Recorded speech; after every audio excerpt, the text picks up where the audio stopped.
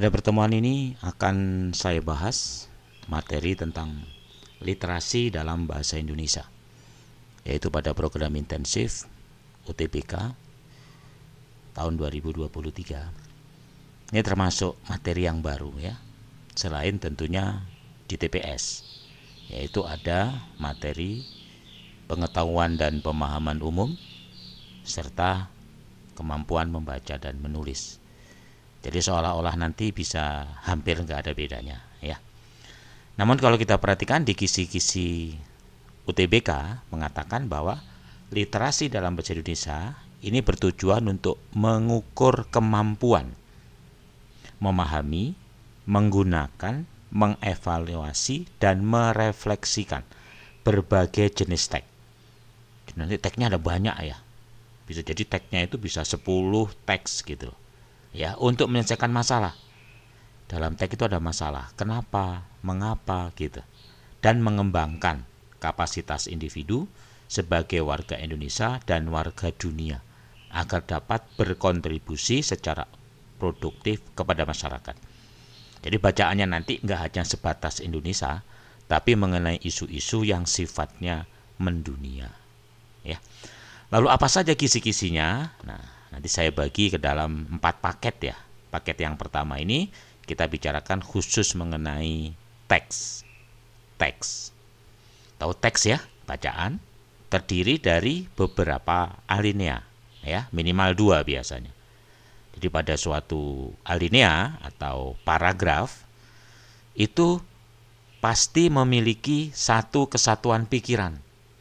Tentunya terdiri dari beberapa kalimat dan membentuk satu gagasan pokok atau satu ide pokok. Jadi ada satu ide pokok yang dikembangkan, itu akan membentuk paragraf. Oke? Dan paragrafnya itu sudah merupakan satu kesatuan yang utuh. Jadi umumnya kebanyakan paragrafnya itu sudah bagus, gitu ya. Kemudian syarat paragraf itu dikatakan dia bagus apabila memiliki satu kesatuan, yaitu setiap paragraf hanya membahas satu gagasan atau ide pokok. Kalau ada 2, maka paragraf itu harus kita pecah. Lalu harus membentuk kepaduan atau koherensi, ya, di mana kekompakan antar kalimat utama dan penjelas dalam paragraf. Kalimat utama diuraikan dalam kalimat penjelas. Antar kalimat harus memiliki hubungan timbal balik atau sebab akibat, serta membahas gagasan utama dan satu ide pokok tadi. Oke. Kemudian selain koherensi, ya, artinya kepaduan makna ya. Lalu ada kohesi. Kalau kohesi itu kepaduan bentuk. Yang dimaksud adalah berkaitan dengan penggunaan kata-katanya. Oke, kekohesian, kepaduan bentuk dapat dibangun dengan menggunakan kata rujukan, kata ganti, kata hubung, hiponim atau sinonim. Ini teorinya seperti itu. Ya. Intinya dalam soal paragraf itu udah bagus kok. Kemudian unsur paragraf. Paragraf itu memiliki topik, yaitu isu pokok persoalan yang sifatnya umum ya, masih abstrak. Pada dasarnya topik itu merupakan apa yang dibicarakan ya, yang dapat digunakan untuk menyampaikan maksud tujuannya, ketahuan dari topiknya. Lalu kadang-kadang ada judul ada enggak ya. Kalau enggak ada judul berarti kita suruh nyari judul. Judul itu merupakan identitas dari suatu bacaan, di mana judul itu harus memperhatikan isi. Dan syarat judul itu harus satu, menggambarkan isi, 2, logis ya, harus singkat, bentuknya frase aja, jangan kalimat. Lalu menarik ya, provokatif gitu, bikin orang penasaran. Lalu harus memperhatikan EYD, ejaan bahasa Indonesia yang disempurnakan, dan harus spesifik. Kalau bisa nggak ada judul yang serupa, gitu ya. Untuk mempermudah menentukan judul dalam suatu teks, itu caranya adalah cari kata kunci yang sering dibahas, yang sering diulang-ulang kata-kata itu. Itu bagus jadikan judul. Lalu ide pokok setiap paragraf, gitu ya. Nah, antar ide pokok itu kita satukan. Itu akan menjadi judul yang bagus. Oke.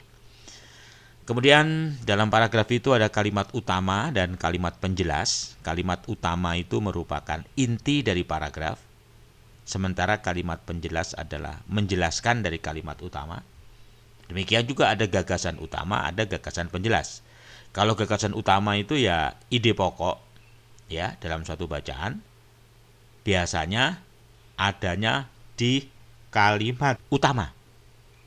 Ya, gagasan utama terdapat pada kalimat utama. Sementara itu gagasan penjelas merupakan gagasan yang menjelaskan atau merinci dari gagasan utama. Gagasan penjelas ditandai dengan adanya kata yang diulang-diulang, itu berarti udah penjelas ya. Oke, dan ada konjugasi, maka, sehingga, dan seterusnya. Ya.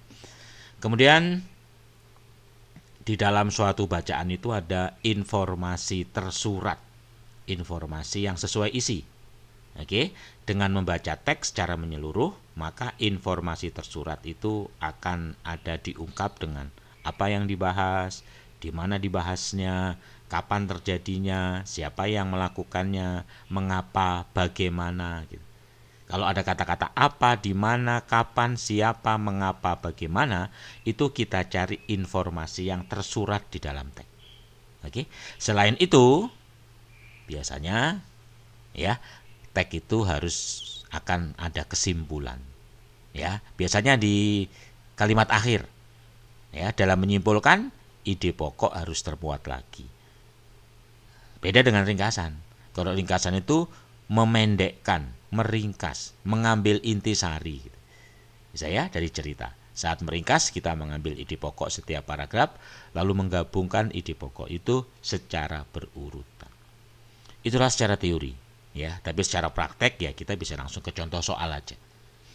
Mungkin bisa kamu pause rekaman ini dan kamu tebak kira-kira di mana jawabannya. Ya, saya ulangi, bisa kamu pause rekaman ini dan bisa kamu tebak.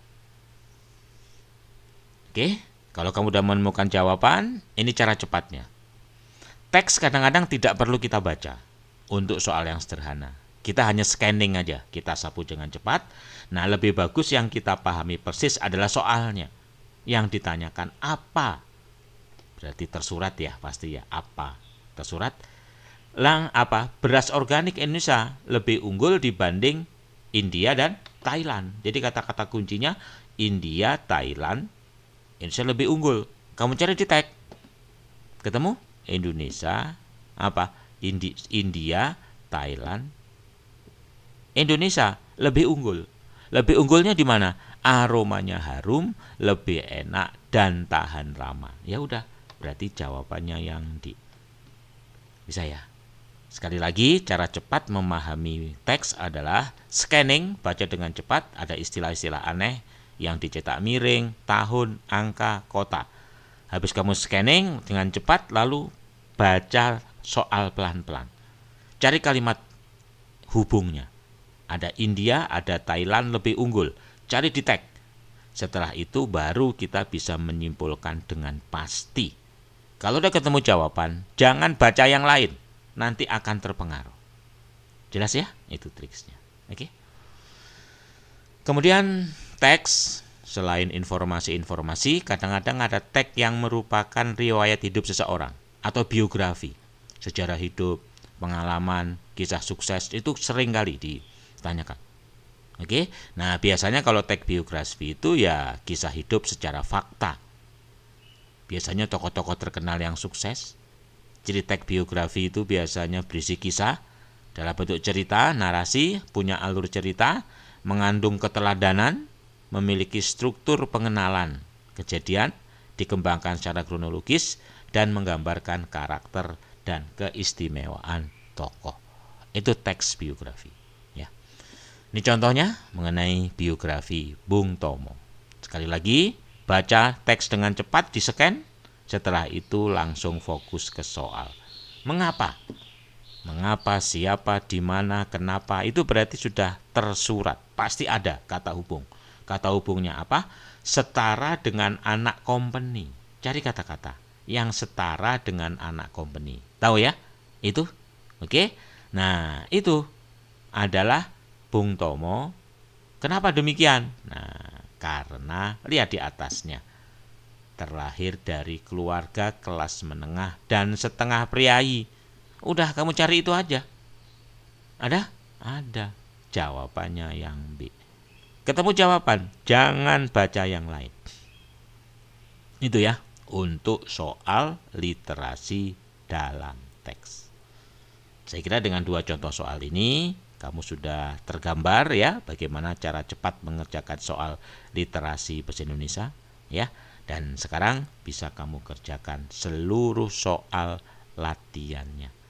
Itulah pada pertemuan ini, sampai ketemu pada pembahasan-pembahasan berikutnya.